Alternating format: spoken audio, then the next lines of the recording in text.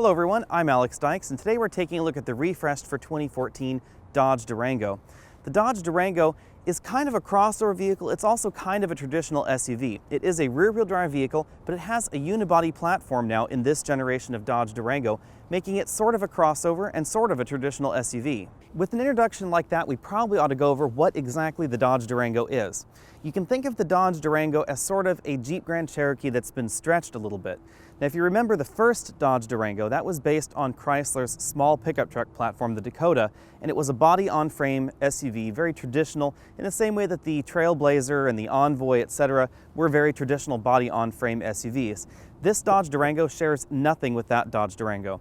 It shares almost everything with the Grand Cherokee, which is closely related to Mercedes-Benz ML. That means we have a fully independent suspension, it's a unibody construction, but most importantly, and very uniquely in this category, it is still rear-wheel drive or four-wheel drive.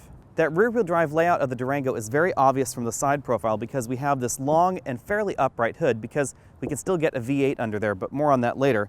And you can also tell the difference because of where this front wheel is positioned. It's fairly close to the front of the vehicle, giving you a slightly better weight balance, slightly better driving dynamics as well, and the distance between the wheel and the front of the door is fairly large. That's fairly typical in a rear-wheel drive vehicle, just goes with the general layout of the drivetrain. Some people find that attractive, some people don't.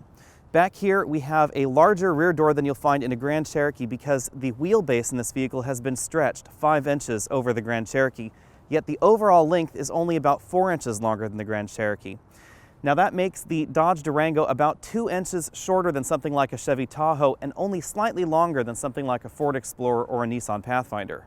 The Durango competes with a wide variety of three-row crossover vehicles. These are on the larger end of the spectrum, so things like the Ford Explorer, the General Motors Lambda triplets, which would be the Traverse, the Enclave, and the Acadia, hope I got those right, as well as something like a Nissan Pathfinder, a Honda Pilot, and a wide variety of other entries from Kia, Hyundai, and pretty much everybody in between. It also is going to compete with the brand new Toyota Highlander, which we haven't seen, but we hope to have that video up very soon. But in comparison to those, the Durango has a very bold front end. Very tall hood, as you can see here, and that's because it is rear-wheel drive and the engine has to fit in longitudinally in this vehicle. So it's not across the front of the vehicle, it's actually sort of in line with the vehicle in length, if you aren't familiar with those terms. And because it's a large push-rodded 5.7-liter V8 engine, we have to have a fairly tall hood in order for that to fit. That means that the front end is a lot bolder and a lot more aggressive than the rest of the entries in this segment. You can get parking sensors, but they're only available in the upper trim levels of the Durango, unlike the Jeep Grand Cherokee. You can also get radar cruise control, and you'd find that radar cruise control module right there in the center. HID headlamps are also an available option. If you're looking at the Durango head-on, you'll notice one thing. This is not as wide as something like a Tahoe or a Suburban, which means it's going to be easier for something like this to park in your garage. It's about 5 inches narrower than that Suburban, but it's about the same width as something like an Explorer or a Pathfinder.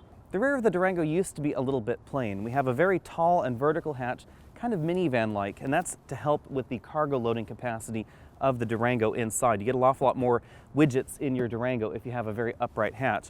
Dodge has installed this very attractive light strip all the way around the rear end. We do have the headlights on right now, so it's not illuminated during the day, but at night it is very attractive from the back end. We also have a power tailgate that's optional in the Durango. The reason I mentioned the Tahoe as well as the Suburban is because underneath this panel, if we had the optional tow package, you would find a standard 2-inch trailer receiver. And that trailer receiver is capable of towing up to 7,200 pounds if you get the V8 engine in the Durango. That's considerably more than any three-row crossover vehicle available on the market, and it's only about 1,000 pounds away from the full-size SUVs from both Ford and General Motors. The high tow ratings of over 7,000 pounds of the V8 engine or over 6,000 pounds of the V6 are all because this is a rear-wheel drive platform vehicle. The engines are mated to an 8-speed ZF automatic transmission, which is also very unique for this segment. It is the only mass-market three-row crossover vehicle with an 8-speed automatic sold in America. Engine options start with a 3.6-liter Pentastar V6 engine. It makes 290 horsepower in most trims. Chrysler bumps it up slightly to 295 horsepower if you get the Rally version, and 260 pound-feet of torque from that V6 engine. This 5.7-liter Hemi V8 engine is good for 360 horsepower and 390 pound-feet of torque.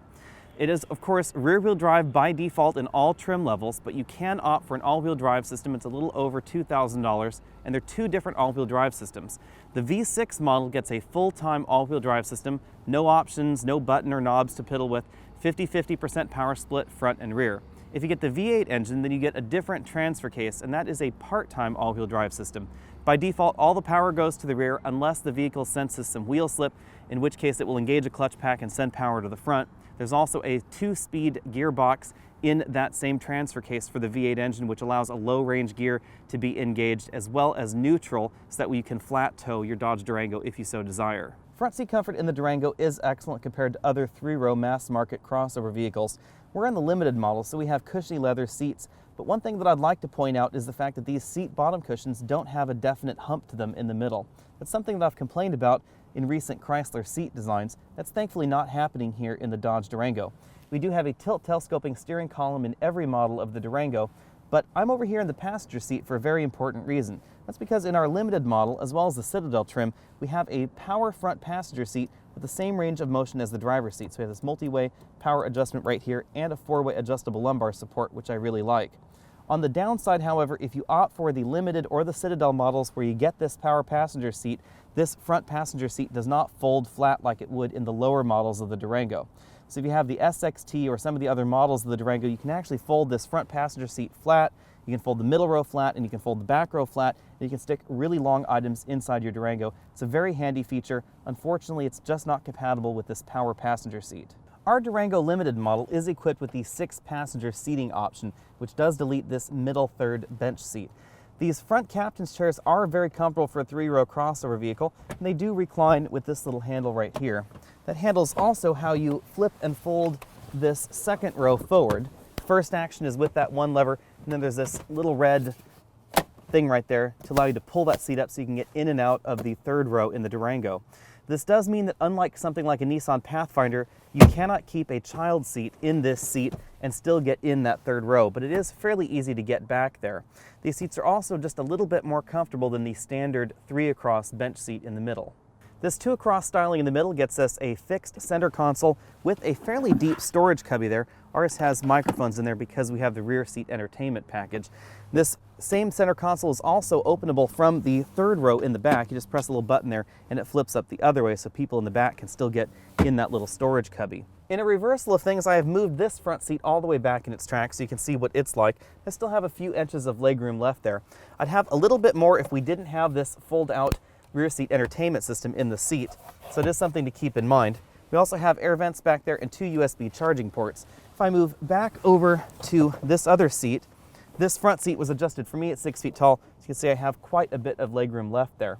If you're looking for more legroom, there are a few other entries in the mid-sized crossover segment that offer a little bit more, but not that many. Most importantly, we have about the same amount of legroom in the Durango as we do in full-size SUVs. The only limitation is in headroom. The Durango gets a slight headroom reduction versus some of those other full-size SUVs, but it's not as much as you might think. It's only about 3/4 of an inch or so. And that's because if you're looking at a full-size SUV, they're typically body on frame, and that means that between the ground and the interior of the vehicle, there is a frame which can occupy up to about 6 or 7 inches or so depending on the vehicle. And that means that even though they're about the same size on the outside, you don't get as much room on the inside. I'm 6 feet tall, as I said, and I have about 2.5 inches of headroom left, and we're in the sunroof-equipped model, so that is something to keep in mind. Now let's hop in the third row. Most 3-row crossovers save their hardest and their nastiest plastics for the third row. And while that's slightly true in the Durango, these plastics are nicer than I had expected back here. We actually have a soft touch side armrest for the third row in the Durango, which is pretty unique in this segment. I can't think of anybody else that delivers soft touch armrests for the third row passengers. Normally they're pretty hard and they're pretty awful on the elbow. We still have plenty of hard plastics back here, so it will remind you that you are in a mainstream crossover vehicle, not a luxury 3-row crossover vehicle like an Audi Q7 or anything like that. This other seat is folded flat with the cargo area in the rear, expanding your cargo area beyond what you'd find in something like a Jeep Grand Cherokee. If you're torn between the Grand Cherokee or a Durango, as I know a number of people have been, and they've contacted me right here via YouTube just like you can, then it really depends on how much you value that third row seat, as well as some of the ground clearance issues in the Grand Cherokee. The Grand Cherokee does have better ground clearance and a slightly more advanced all-wheel drive system, but the Dodge Durango does have these emergency back seats. These back seats, while they're not as comfortable as the other seats in the vehicle, they are suitable for a decent road trip. I mean, I could probably sit back here for an hour or two without too much of a problem. There's not a whole lot of thigh support going on here, but I still have about 3/4 of an inch of legroom left right there, and I have about an inch left of headroom. It's not that bad to be sitting back here, and I would much rather be on a long car trip in the Dodge Durango than a decent number of other three-row crossover vehicles. But most importantly, if you don't typically carry that many people, you can jam people back here in an emergency. Let's take a quick look around the interior of the Durango. We do have these four-way adjustable headrests. They swing on sort of an upper pivot right there, but they do go forward and backward. Because we have the rear seat entertainment system, you will find the HDMI port and the standard analog inputs for each screen, one on the driver and the front passenger seat. So my driver's seat also has one of those. You can use the same source on both screens. Some people found those a little bit unattractive, but I really didn't mind them. Our limited model has leather seats, but we don't have real wood trim on the doors or the dashboard. Speaking of that dashboard, we have a revised dashboard design for the 2014 model year. Let's take a look at that glove box.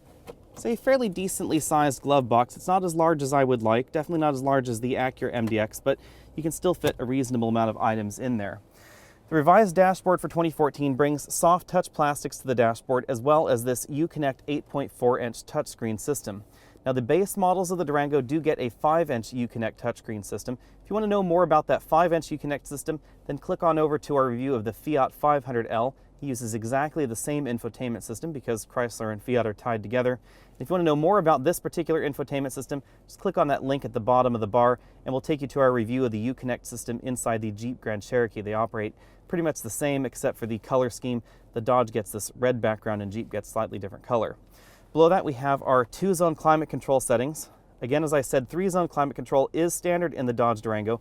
And to control that 3rd zone from the front, you just hit the climate button here, and then you click that rear climate tab, and then you can actually adjust the rear climate control via those controls right there. We do have parking sensors. We have an Eco button. This controls the V8 engine's cylinder deactivation system, and we have our stability control off button there. Going further down in the center console, we have a 12-volt power port. And instead of hiding away the Uconnect inputs like the Grand Cherokee does in other Chrysler products, they're unfortunately right here in the center console where everybody can see them. SD card slot, this is strictly for music. The mapping information is not stored in the SD card, an auxiliary input, as well as the USB. We get this Jaguar-esque rotary shifter, which is very similar to the one that's found in the Dodge pickup trucks. Over here we have 2 large cup holders. If we had the all-wheel drive option in this V8 car, then we would have the 4-wheel drive control knob right here, which allows you to switch between 4 auto, 4 low, as well as neutral. Here it's just a little storage cubby. Moving to the center armrest, this is where you'll find the Blu-ray player for the rear seat entertainment system, or a single slot CD player if you choose to get one for the standard audio system. You won't find a CD player as standard in any Durango or most Chrysler products. You do have to pay about $190 extra for one, and then they'll stuff it right here in the center console. That gives us just a small amount of space to have a wallet or something else in there. We have a 12-volt power port right here. And if you choose the right model of Durango, you'll also find a 120-volt power port on the back of the center console. Our Durango has the 7-inch LCD instrument cluster, which is incredibly attractive. This is easily one of the best LCD instrument clusters available on the market, probably just below Cadillac's Q. We have access to fuel economy, our trip computer in there. It will display certain audio information. If you're listening to your iPod or other media device, it won't display much information in that screen, but if you're listening to satellite radio or other inputs, it will. We can scroll down and get vehicle messages. We have an option of setting up the screen so you can change what's displayed in these corners, upper corner, like right here. You could have a temperature, your average fuel economy, what gear you're in, etc. Here are 2 different views for the speedometer. We have an analog as well as a digital view. If you choose the digital view, you can still get additional vehicle information in that center screen. So right here we're seeing tire pressure. You can get additional gauge displays as well, like transmission temperature, oil pressure, etc. Very handy screen, and it's also very attractive. Zooming out, we have Chrysler's latest corporate steering wheel. It's a very attractive, fairly thick-rimmed and soft leather steering wheel. It's also optionally heated in the Durango. We have our shift paddles here. This side's for down, this side's for up. This is where you'll find your regular cruise controls, and if you opt for the radar cruise control system, then you'll find those buttons right down there. These buttons are the Bluetooth phone as well as the voice command interface buttons, and this group of buttons controls that screen in the center of the gauge cluster. Like most Chrysler products, you'll find the radio control buttons on the back of the steering wheel, so this side right here is volume up and down, and the other side is track up and down. Looking around the second row, you can see that plastics quality does drop slightly from the front, but we still have plenty of soft touch plastics around this second row seating area, which is a nice touch, and it is notably better than you'll find in certain other vehicles. This is the rear seat entertainment system. You can see right here that it uses IR headphones because the camera picks up these IR lights right here. These aren't visible to the human eye, but they're very visible to the camera. Everything is controlled on that optional rear seat entertainment system by this remote control or by the Uconnect screen right up there in front. There is an optional rear seat entertainment screen. If I point this at this screen, you can see what the interface looks like. It's themed very similarly to the Uconnect system. We have access to that Blu-ray player, our AV inputs, as well as HDMI inputs, and you can lock this out from the front seat if you're concerned about your kids playing with it. Out in the cargo area of the Durango, one thing you won't find is a spare tire on the inside of the Durango. That's because they've jammed it under the floor. It's accessible via this little cargo area right here in the trunk. You just flip this open. There's some additional storage under this well, and there's also a little key area there where you can insert a key and then you can lower the spare tire down. What's nice about that is that the spare tire can be a full-size spare tire in the Durango. There's plenty of room under there, which is important for a towing vehicle. On the downside, however, your spare tire does get a little bit dirty if that concerns you. The Durango scores 6 out of 10 points in our exclusive Trunk Comfort Index because things are just a little bit cramped back here in this third row cargo area. That is fairly typical for 3-row crossovers as well as 3-row SUVs, and surprisingly enough, there's actually a little bit more room back here behind this third row than you'd find in something like a Chevy Tahoe. However, if you need a lot more cargo room, you should know that there are about 3 cubic feet more space in a Ford Explorer or something along those lines, so you do pay just a little bit of a penalty for having the Durango's other features. Cargo holding is not necessarily one of its fortes. You can, however, fold down this third row seat and you get an awful lot more room in the cargo area of the Durango. Another slight nice touch is this rechargeable flashlight, which plugs in to the Durango's cargo area right here on the side, and it means that you can always have a flashlight handy. Well, I found that a little bit gimmicky the first time I saw it. I have to admit I have used it several times in the week that we've had the Durango. Overall, the cargo area in the Durango is finished very nicely, and we also have a power tailgate hatch. The 3-row crossover segment in America is incredibly crowded. We have everything from the Buick Enclave and GMC Acadia to the Honda Pilot, the Nissan Pathfinder.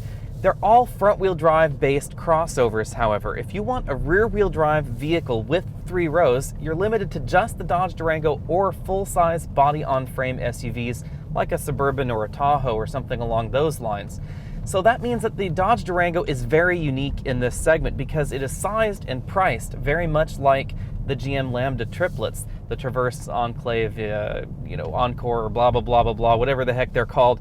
Those 3 SUVs from General Motors, they're about the same size and also about the same weight. This Dodge Durango is about 5,000 pounds with the V8 engine, which is not too far off the 3.6-liter V6 engine that's found under the hood of the Lambda triplets.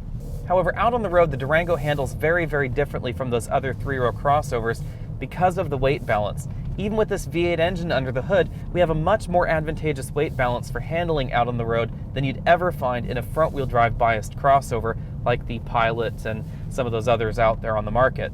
We also have the ability to have a V8 engine in this vehicle, and because we have a V8 engine and an 8-speed automatic transmission that's found in Ram trucks, as well as strangely enough Bentley and Rolls-Royce models, this transmission is capable of towing. So we have 7,400 pounds of towing capacity, which is about 50% more than you'll find in something like a Ford Explorer, which is a 3-row crossover that has its engine up front and has a 6-speed automatic transaxle.